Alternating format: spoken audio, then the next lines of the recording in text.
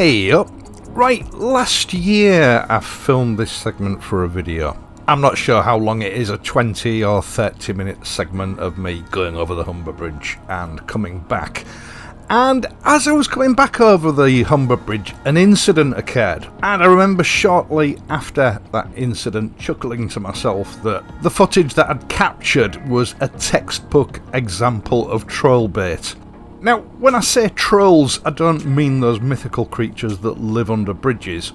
I'm referring to those internet users whose sole purpose for commenting is to criticise or aggravate me and other viewers. And the way that they usually operate is that they will cherry pick facts, ignoring the bits that don't suit them, and then present it out of context with the video in order to make themselves look superior and more intelligent than the 40 or so IQ points that they actually possess. Trolls, unfortunately, are an occupational hazard when you run a YouTube channel. Generally speaking, they don't really bother me because I know how to handle them, but they do tend to upset other people, and it can get quite time consuming trying to sort of, keep things under control.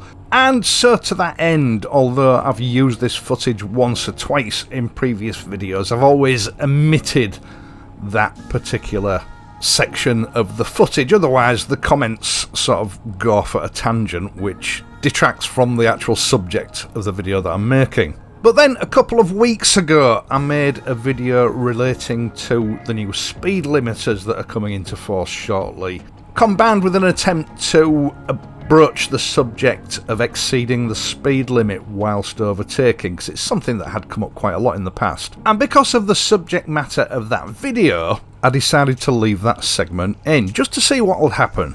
Well, I think I knew what would happen, but it was just time to deal with it. Now, before we go any further, I should say that what I'm about to show you in this video doesn't constitute legal advice. Each individual case where an incident like this might occur should be judged on its own merits, and common sense should always prevail. Some people refer to it as undertaking, which actually is a really silly way to describe it. In a legal context, it's generally referred to as passing another vehicle on the inside or on the left-hand side. It's not an offence because there are times when it's necessary. But if it's combined with other factors, especially factors that endanger other road users, then it can be construed or be part of the offence of dangerous driving or driving without due care and attention. But I assure you, there is no offence on the statute books of undertaking. It doesn't exist. End of. Passing another vehicle on the inside or on the left-hand side isn't encouraged by the highway code, because the general rule of driving is that you should remain in the left-hand lane unless you're overtaking, or you need to move into a right-hand lane in order to, if you like, position your vehicle to be in the correct lane specific to a particular destination. So in that context, it's safe to assume that any vehicle that is in the right-hand lane that you pass on the inside lane is likely at any moment to return to the lane that it should be in. So passing a vehicle on the inside lane is potentially a dangerous manoeuvre, which is why the highway code doesn't encourage it. Now, just to quickly scotch a comment that I know may come up, because in this segment you see me in the right hand lane quite a lot. That is because it is the lane specific to the A15 and Humber Bridge traffic. I was ensuring that I was in the correct lane for the destination I was heading for. Now, that video that I produced 2 weeks ago had some 52,200 and something views, so a reasonably successful video, and about 52,180 of those viewers didn't pass comment on this particular manoeuvre, probably because either they couldn't be bothered to comment or they accepted it as a legitimate manoeuvre under the circumstances. Now, some people did comment, but they simply wanted to know what my justification was, which I explained to them. But then, of course, after those people, we got a whole deluge from trolls. Now, what I always do in a situation like that is I will pin one of those comments to the top, so anybody coming to the comments section hopefully will read that first and realise where I was coming from before they passed the comment. And that's exactly what I did on that video. There was a chap who quite respectfully asked for my justification. I gave it to him, perhaps not in quite as much detail as I should have done, but I think it was enough. And then, of course, you've got your trolls who are not interested in that anyway, they just want to make the comment. And then we've got Eric, who contacted me on Facebook privately through Messenger. I could only presume he didn't want to leave a public comment on the video because someone might disagree with him and that could hurt his feelings. And he proceeded to hurl abuse at me using some very colourful language. Now, there was no reasoning or explaining to this guy, so I simply promised him that I would make this video, which I don't think he liked because he then went on to block me. So this is for you, Eric. Now, the first thing to remember with the footage that you're watching here is that it's taken using an action cam. And action cameras use extreme wide-angle lenses, what are often referred to as fisheye lenses. Now, it's not normally a problem, but what happens is that these lenses give the impression that everything is much further away than it actually is, especially things that are in front of you. For example, the handlebars on my bike here appear to be 3, maybe 4 feet away from the camera, but in actual fact they're not. They're less than 2 feet away. And this is very similar to the effect that you get with some rear view mirrors. A slightly convex reflective surface will give you a far wider angle of view, but it does make objects appear that they're further away than they actually are. And the point that I'm making here is that when this incident occurred, the offending vehicle, for want of a better word, was much closer than it appeared on the camera, which obviously severely restricts reaction times. You can count on objects in front of me as being at least 40% closer than they appear on the image. In any circumstances, whether it's for overtaking or for any other legitimate reason, when you're moving from the left-hand lane to the right-hand lane, the highway code gives implicit instructions on how to go about this. Mirror, signal, manoeuvre. First, you should check your mirror or look behind you to ensure that it is safe to move out. Now, when it says safe, what it means is you should not move out in a way that causes following traffic to brake or take evasive action to avoid a collision with you because of your actions. Common sense, really. If you're travelling at a moderate speed in the left-hand lane and you want to move out into the right-hand lane, you do not simply pull out irrespective of what traffic is approaching from behind. If it's travelling faster than you, you do not simply pull out in front of it and make it that driver's problem. That's a classic due care and attention at best. At worst, it's a dangerous driving charge. The highway code then tells you that when you've made sure that it's safe for you to move out, you should indicate and give other road users plenty of time to register what you're indicating to do before actually carrying out the manoeuvre. But as all road users know, there are occasions when you encounter people that don't follow those rules, and this was one of those occasions. Now, as I turned around on the A15 to rejoin the A15 back towards the Humber Bridge, there was a goods vehicle in front of me. A high-sided vehicle limited to 60 miles an hour. And as we got back onto the A15, that section of the road was a 70 mile per hour limit. Now, having a vehicle like this in front of you does restrict your view ahead. So on the slip road, I dropped well back to a respectable distance with the intention of overtaking him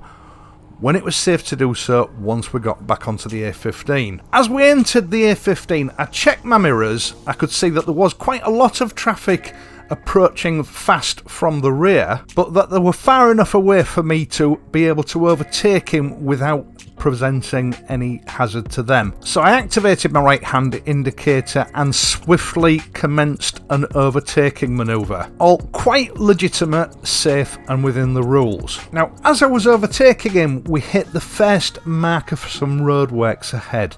This is the first of 4 markers highlighting that 800 yards ahead, or half a mile, there was a left-hand lane closure. And at this point I saw that he was applying his brakes very hard because of something that was happening ahead of him. But bearing in mind that the distances are significantly shorter than they might appear in this video, it turned out that the hazard he was scrubbing speed off to avoid was this silver Mercedes. When I first saw the HGV put his brakes on, I shut the throttle off, and by the time it became apparent what the hazard was, I was travelling at 65 miles an hour in a 70 limit. Now, my camera could see this guy, so he must have seen me, but he literally was only travelling at about 40 miles an hour. Now, that's all well and good if you're in the left-hand lane, but irrespective of what is going on ahead of you, bearing in mind the lane closure was still more than quarter of a mile away, you do not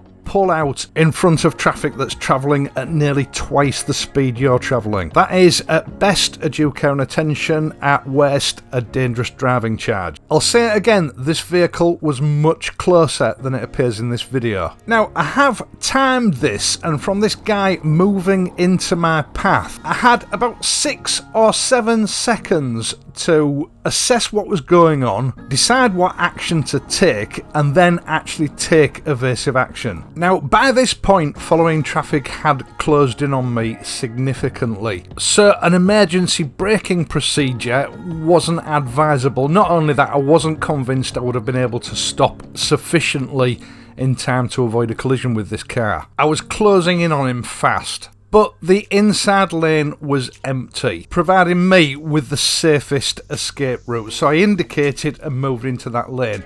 Now, it wasn't my intention to overtake this car. If you watch my speedometer, my throttle was shut off and I was slowing down throughout this manoeuvre, but he apparently was slowing down as well. So once he was far enough behind me, I moved back out into the right-hand lane, ready for the upcoming lane closure. Now, this manoeuvre was nothing to do with impatience. It was about collision avoidance. I've got no idea who was actually driving the car because I was concentrating on the situation and how to get out of it. And I just formed the opinion it was probably somebody who was unfamiliar with the territory and that they panicked a bit. But that driver had clearly prioritised him getting into the right lane over the proper procedures and safeguarding of other road users. Bearing in mind that those lane closure markers are not a get in lane instruction.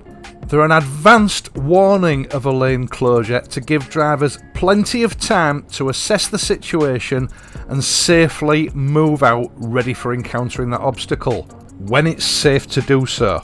They are not an instruction to throw all caution to the wind and move into the outside lane no matter what's going on.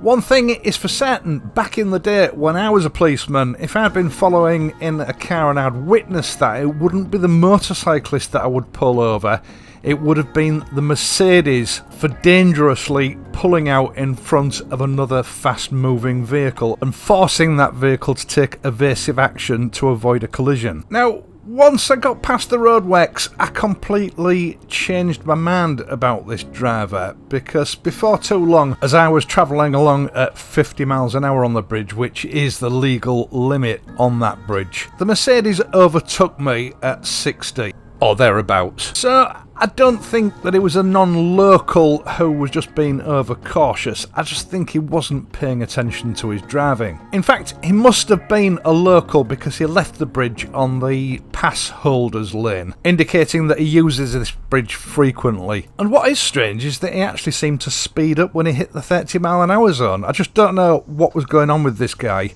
Now, playing devil's advocate, and maybe it's a bit of a stretch, and I have to admit it wasn't something that was running through my head at the time, I've only thought about it since then.